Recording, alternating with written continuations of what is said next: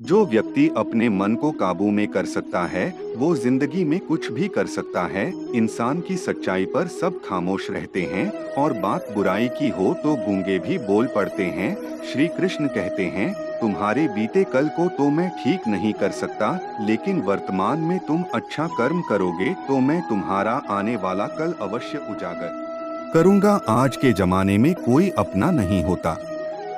लोग तब तक साथ देते हैं जब तक उनका स्वार्थ होता है। अगर कोई अकेला है तो इसका मतलब ये नहीं कि उसे कोई पसंद नहीं करता, बल्कि अकेला वो इसलिए है क्योंकि उसने दुनिया की औकात देखी है। लोगों को परखने की आदत डालो। जैसे हर चमकती चीज सोना नहीं होती, वैसे ही अच्छा दिखने वाला हर इंसान सच्चा नहीं होता। अकेले रहने का मजा ही अलग है। न किसी की जरूरत न किसी से उम्मीद। सफाई वहाँ देनी चाहिए जहाँ उसे सुनने वाला खुला दिमाग हो।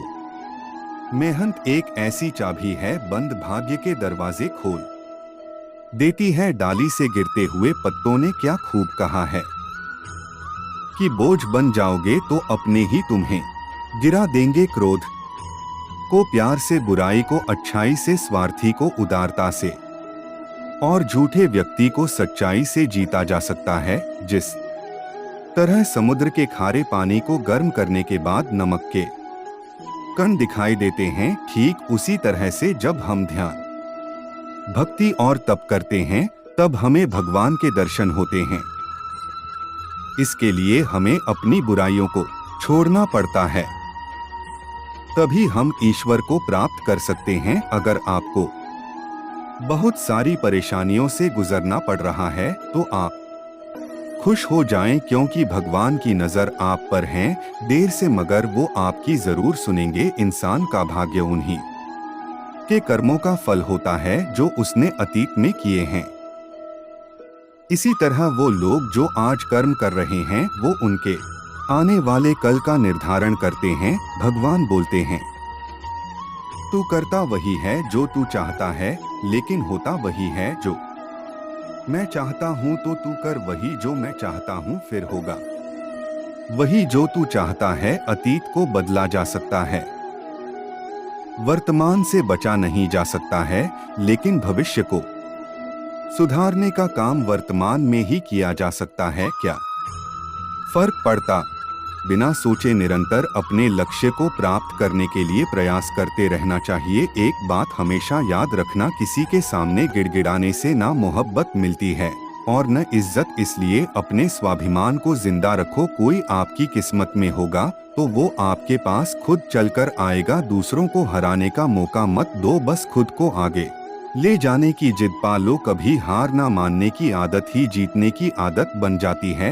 एक बार एक व्यक्ति नदी के पुल से ही कहीं जा रहा था, तभी अचानक उसके पीछे कई बंदर पड़ जाते हैं और उस आदमी को परेशान करने लगते हैं। वह आदमी अपने आप को बचाने के लिए उन बंदरों से भागने की कोशिश करता है।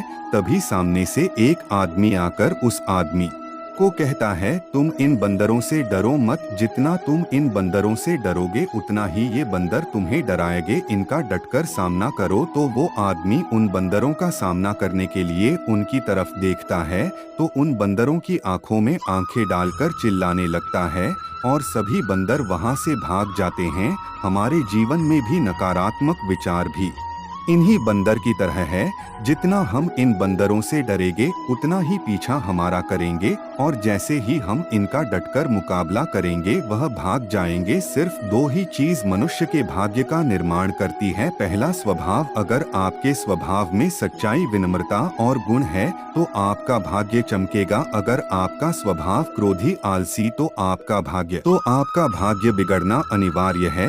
इसलिए अपने स्वभाव को मधुर और आकर्षक बनाइए। जिसे बोलना आ गया, कब कहाँ कितना बोलना है तो समझ लो उसे सफल होने से कोई नहीं रोक सकता। पिता से बड़ा कोई सलाहकार नहीं और माँ की छाप से बड़ी कोई दुनिया नहीं। भाई से अच्छा कोई भागीदार नहीं और बहन से बड़ी कोई शुभचिंतक नहीं, इस मतलबी दुनिया से कोई मतलब मत रखो। मतलब रखना है तो अपने मतलब से मतलब रखो। अगर तुम्हारे घर आग लग जाए तो लोग सहानुभूति प्रकट करने आते हैं, वो कहते हैं बहुत बुरा हुआ। और अगर तुम्हारा घर बड़ा हो जाए और एक मंजिल बन जाए तो तुम्हें कोई बधाई देने के लिए नहीं आता। जरा सोचिए, जब आपके साथ कुछ अच्छा होता है कोई कहने नहीं आता कि अच्छा जानकर खुशी हुई, मगर आपके साथ कुछ बुरा होता है तो जरूर कुछ लोग आकर कुछ कहेंगे, अरे सुनकर बुरा लगा। अगर जब वो कहते हैं कि अरे बहुत बुरा हुआ, तब तुम जानोगे वह तो मजे ले रहे थे। दुआएं मांगने से किसका भला होता है, मिलता तो वही है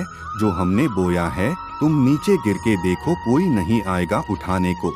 तुम जरा उठकर तो देखो तो सब आएंगे गिराने। एक बात हमेशा याद रखना, अगर शराब की दुकान पर बैठकर दूध पियोगे तो तुम्हें शराबी का ही दर्जा मिलेगा, और किसी मंदिर में बैठकर शराब भी पियोगे तो तुम्हें एक संत का दर्जा दिया जाएगा। इसलिए आप किसके साथ उठते बैठते हो ये बहुत मायने रखता है।